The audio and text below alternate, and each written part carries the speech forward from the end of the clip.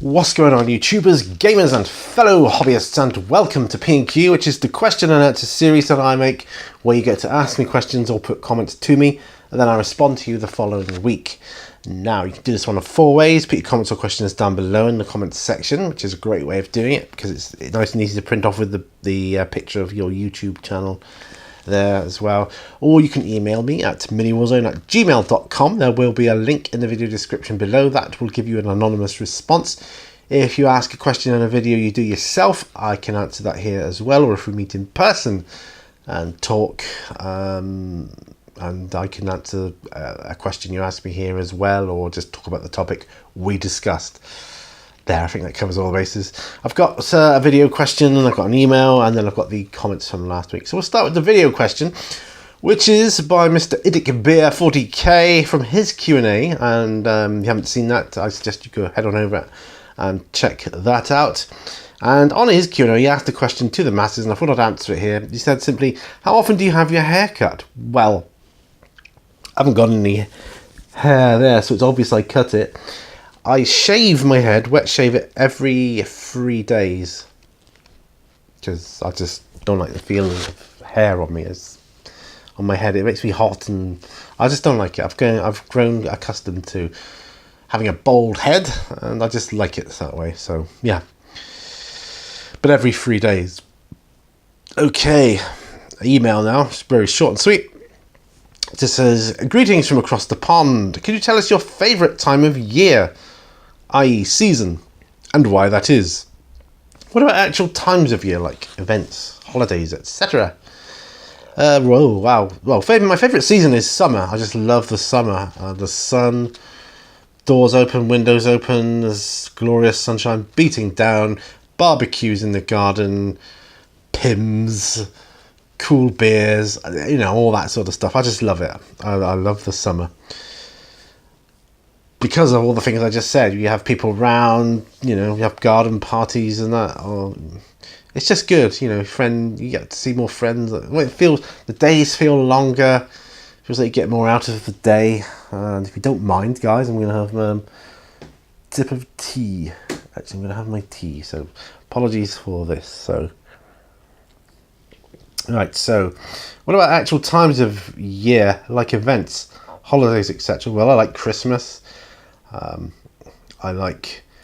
suppose my favourite though would be November the 5th, not for firework night, but because it's my wedding anniversary, and it's also my wife's birthday, so we always do something nice on that day. So that's a good time of year. And Halloween now is good for me because I'm introducing the Halloween painting challenge this year. Although I did kind of do something last year. And there goes my phone. Let me just turn that to silent a moment.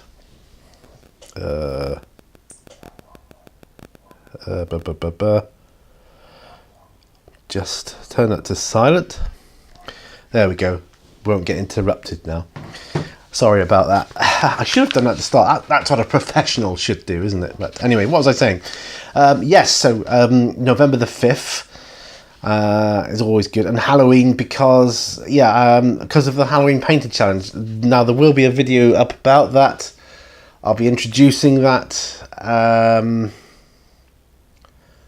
I would love it if people would join in with it. It's no pressure. You do as much or as little as you want. I'm going to be doing my scary scarecrows that I got, that I kind of showed off when I got them. I'm going to be doing those, working on those and showcasing those. I'll do the final showcase on Halloween itself, of course, or thereabouts, as close as I can. Depends on what day it is and what I'm working, blah, blah, But I can schedule it, of course, but it would be nice to be able to do it. I'm just trying to think, what else? Yeah, I mean, with the Halloween thing, I did that Dracula model last year, and and I enjoyed that. So I've got 4 scarecrows to do this year, because I find scarecrows quite scary. They're called scary scarecrows as well, but there's something about scarecrows that creeps me out, even more so than clowns, I guess, although clowns are pretty creepy too.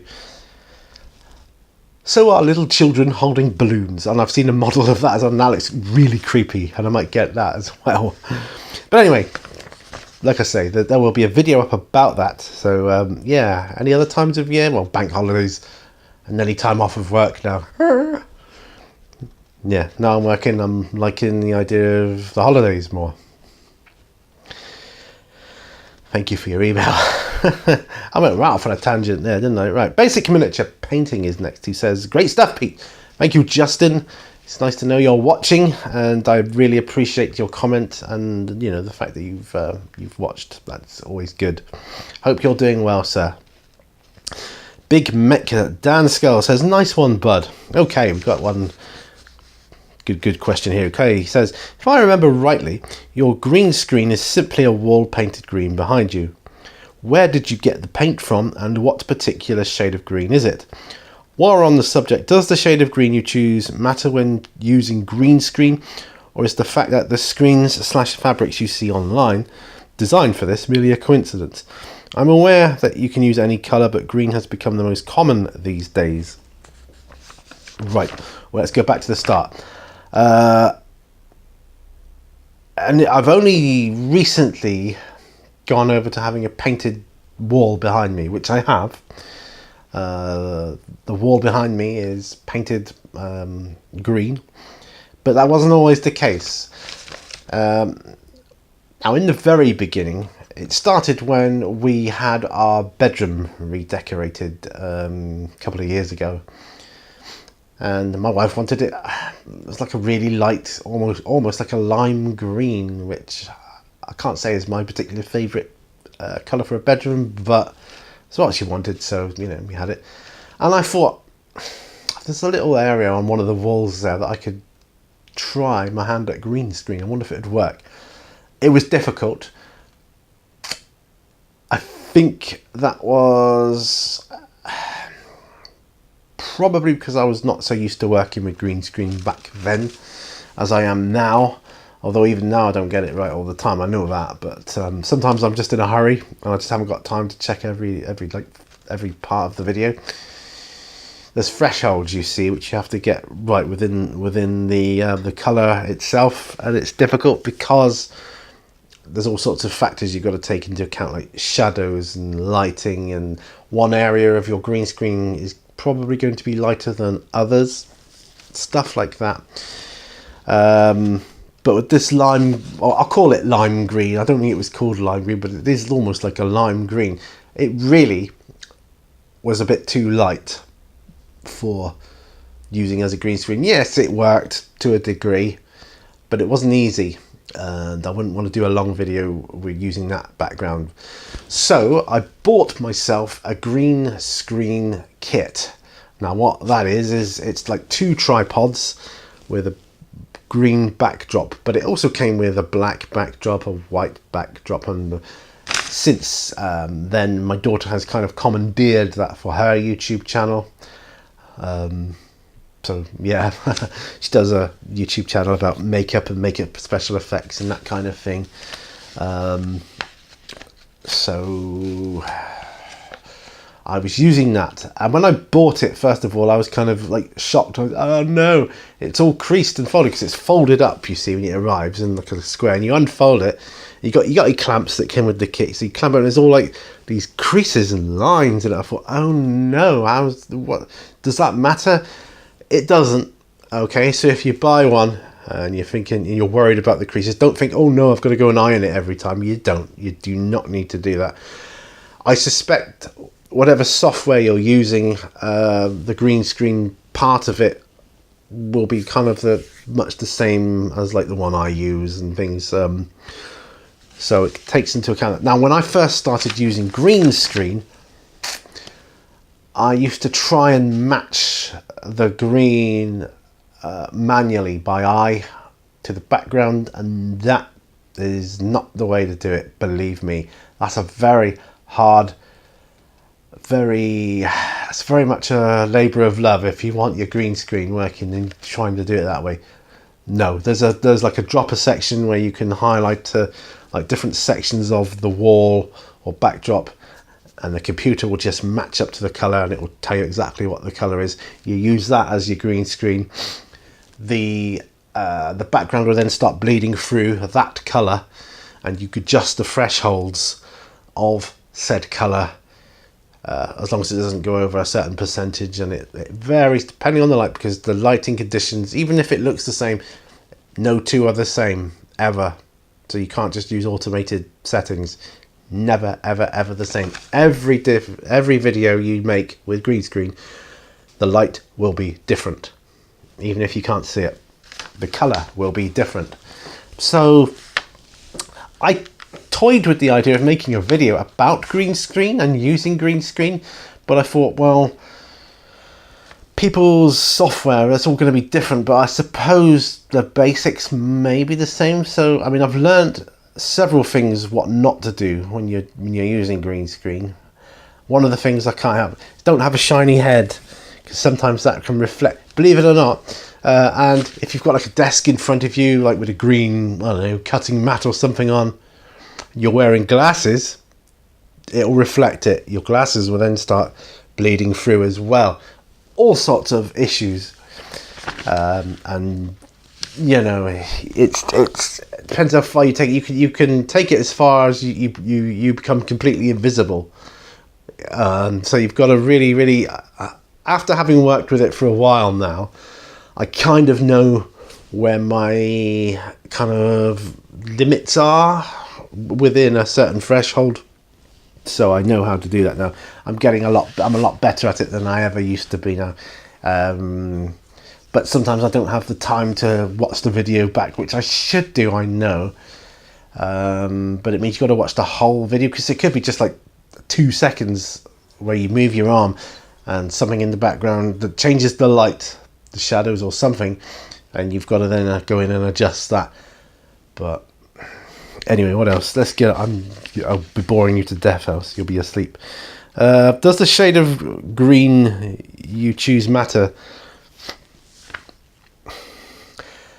You don't have to be exact, but I find if you go for a colour that's sort of like a snooker table cloth is probably the best green, or even just a tad darker. I've gone for the snooker table look. I just prefer it. It reflects the light a bit better. It's a bit bouncier. It gives me a slightly greater threshold I can work within. And the colour I've got on the wall is called Jelly Bean. I bought it from Homebase. Jelly Bean, yeah. So that's what it's called. What else do you say?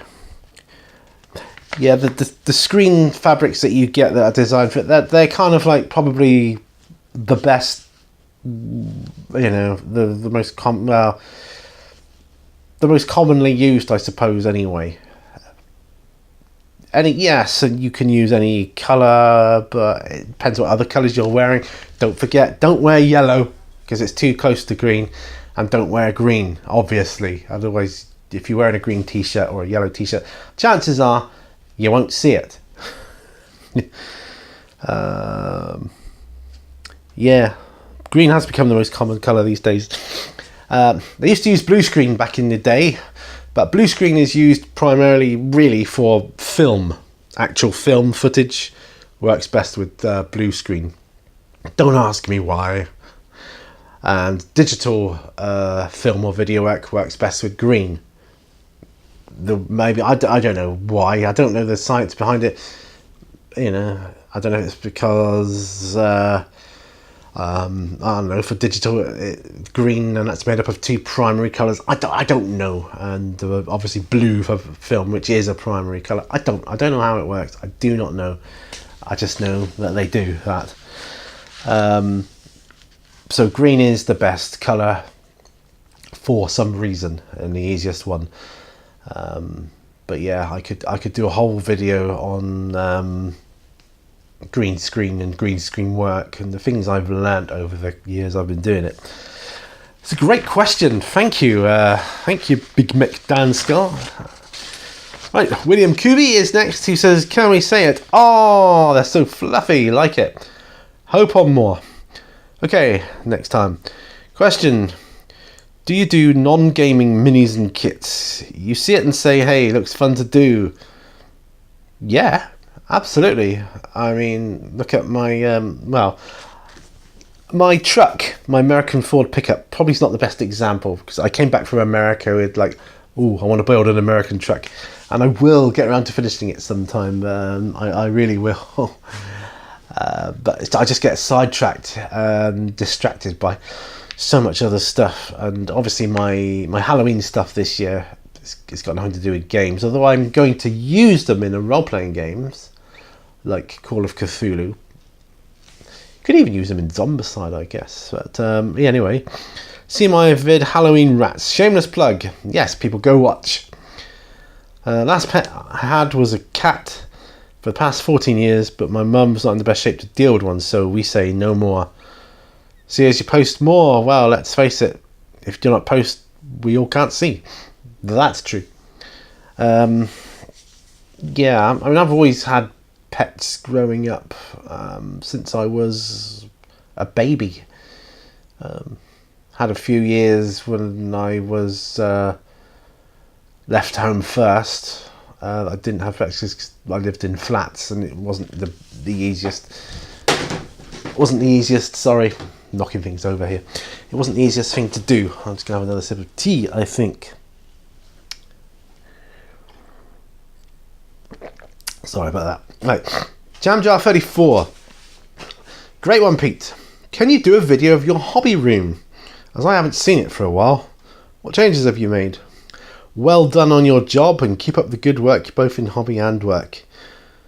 Jam Jar 34 sending hobby kitchen love. Thank you, Jam Jar. Well, I thought about doing a video of my setup before. I don't know if that would be of interest to people. I could probably do something like that. I could do a video of my my hobby room. Oh, excuse me. Yeah, because I'm out here. Obviously, I'm out here now. I've got my curtains, the main window open. Although I've got the nets work as a great diffuser for the sunlight. Actually, it's a nice sunny, bright day today, which is great. I could do. I see, because I'm here a lot of the time. Well, not so much now I'm working, but I don't notice the changes. I mean, my friend does when he comes and goes, "Oh, you've moved it around again," or whatever. And he'll say that next time. I know because I've changed the table around different angle from the last time he came over.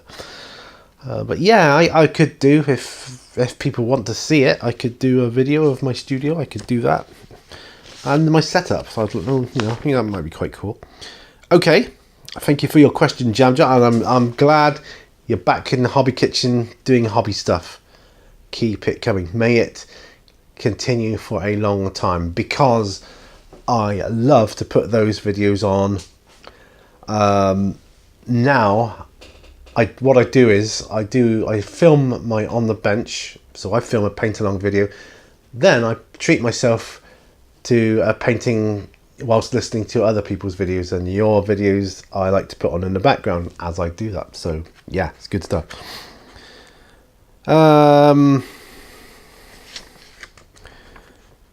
Idic Beer 40k says, good stuff, Pete.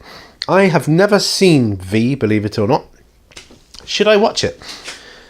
If I'm not mistaken, it has been remade. If so, should I watch the original or the remake? Well, that's a good question.